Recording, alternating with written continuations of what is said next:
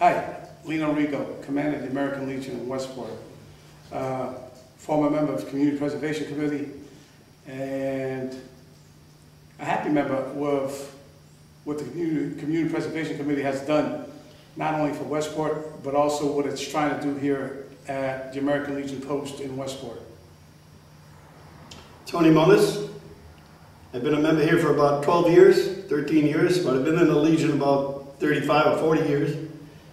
I was a past commander 2 times at Post 314 at Fall River. I was a past District 9 commander involving 23 posts.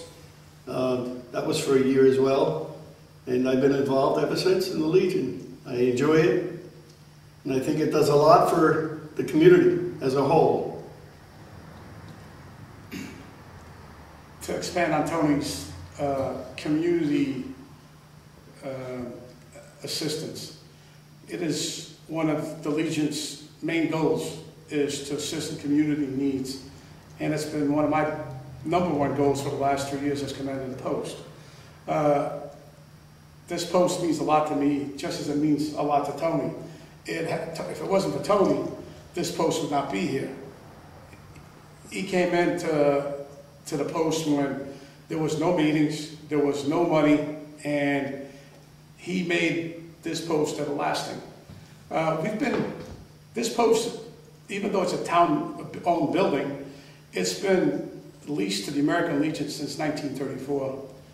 It's the one-room schoolhouse that you see here was built in 1834. It was formerly known as Sanford School. Sanford Road School. No, Sanford School. The other side of the road. Yeah, and also School 15, Westport School 15. It was based on that, and finding out that it was a historical building and under the historical register up in Boston, that made me talk to the members here, Tony included, about using CPC funds to restore the building back to its original form. There's a great deal of history about the building. It needs a lot of help. It needs a lot of help from the town, and we're working slowly with CPC. We've had a couple of things done on it already. We've had some heat installed upstairs. This building was really cold. There was very little insulation. There was no insulation in the ceiling. It's all insulated now. The Legion itself has spent quite a bit of money, and continues to spend as long as it has. It's worked really hard on remodeling downstairs, the hall downstairs where it's known as Precinct 8 for those who vote here at the American Legion. Tony kind of led that drive about, I'd say more like 9 years ago. He keeps on saying it's 3 or 4 years ago. I've been at the post for 6 years. Time goes by fast. Yeah. The older you get, the quicker it goes. I've been at the post for 6 years, and when I came to the post, it was already all remodeled. CPC has done a great deal for the post, but there's still a lot to be done. We'd like to make it handicap accessible. That's also on my foreseeable future, about going before CPC to help. And that was one of the main goals when we first went there, was to have handicap accessible. And our members are all getting up in age. But one of the teachers that I remember reading about was Elizabeth Macumber. This was one of her first teaching assignments. And of course, she was well known in Westport and has a school named after her. But very few people know that it was here that she started her school career. So that kind of, brings back memories of old Westport.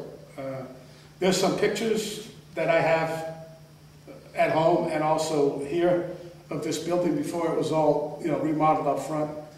And we hope to continue on upkeeping the building to where it looks... stays maintained. Go ahead. It stays maintained, yes. Yeah. We spent several $1,000s here. When I first came here, the downstairs was just brick walls downstairs. This is the foundation that they had brought this from across the street and set it on. And in the winter, when the heat was on in the building, it would just weep water right onto the floor. And we finally insulated the walls, and we paneled the walls. The only thing needed down the stairs now are the storm windows. They can't open those windows, and that's not a good idea. But other than that, we've done the floor a couple of times. We retiled the whole kitchen floor. We got all new equipment in the kitchen, stainless steel stuff, tables and so forth. And we've done a lot of work and spent a lot of money here. But we enjoy it. It's bringing this back, actually you see one-room schoolhouse plus the stage, which was added on in 1934. As Tony said, this building was actually rolled over from across the street over here and set on the foundation, and they decided on adding the back to this one-room schoolhouse. I would definitely like to see this building look back like it was back in 1834. Of course, you have some modern features like heat and air conditioning and all that. It gets really hot here in the summer, but it also gets really cold in the winter. It's very open, so there's, you know, the only insulation there is basically what's on the walls.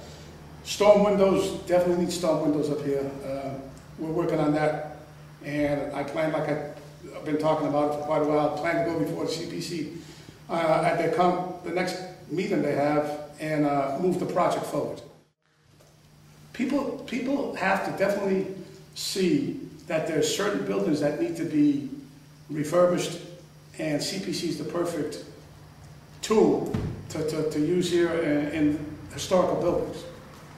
CPC is there to make sure that a group of individuals, one individual, a group of individuals who have a project in mind either meet state standards or not to use CPC funds. Therefore, it's up to any individual or group of individuals north of 177, if you want to call it or not, but think of it as a community, to go before CPC with a project in mind, whether it be a historical building or a town-owned building, or the Grange on Old Bedford Road. Write out a plan, go before the Historical Commission, and see if they will support the project. I know for a fact that people have talked about the Grange that's not being used at all, and if somebody could write out a proposal, go before the Historical Commission, and lay out the plan, I guarantee it that they're going to support the project, and then CPC will support the project because it does meet state standards for the Community Preservation Act to support, and the monies that the town has on behalf of CPC to be distributed in that manner. What people must understand, what the citizens of Westport must understand, is how CPC works. CPC not only preserves historical buildings, it also assists in preserving open space, affordable housing, recreation. I think that's the four that fit into that four main groups. And if people understand that, they will realize that a lot of money has been spent, not only south and north, but in the whole town, encompassing the whole town, especially when it comes to community housing, which basically is all north of 177. I mean, thousands and thousands of dollars have been spent on community housing, and more has been allocated for this coming year. I do believe that smaller projects, though, can still be accomplished because people are going to think of Westport as a community. It's a whole community, and basically quit dividing it and creating a rift between the two sides of town. Once people start doing that, I think the Community Preservation Committee and the act itself are working a lot better for the whole town as a whole. But I think people need to notice and assist and support CPC so that it does what it's supposed to do. There's been almost $1 million invested in community housing by the CPC. And they certainly want to continue to go forth and assist the community with that type of endeavor. I think it'd help just veterans that are returning back from serving the country, as well as our older veterans that are definitely in bad shape. Some of them are really in bad shape, that they are receiving funds from the Veterans Administration through the state. And they need affordable housing because they can't afford to pay the bills that they have right now.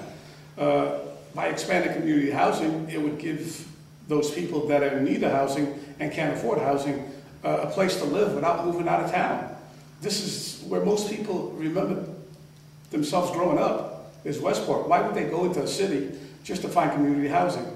A way to do that is support CPC throughout the town, support CPC at the polls, and see what the benefits that it can do for you. This building here, of course, is a polling station for the town. We also allow different organizations to use the building. We don't ask much of them because that's not what we're here for. We've had the Girl Scouts use upstairs a couple of times. We support ourselves through 5 to 6 dinners a year.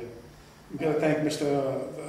Al Lees for the donation of the one picture that sits behind us. Asked for a copy of it, and he did one better. He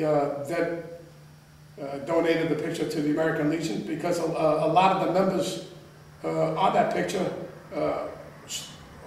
were Legion members, and some of them were past commanders. All those things involve the community, and that's my goal, is to let the community know that we're here for them, and hopefully they'll support us to come to some of our fundraisers.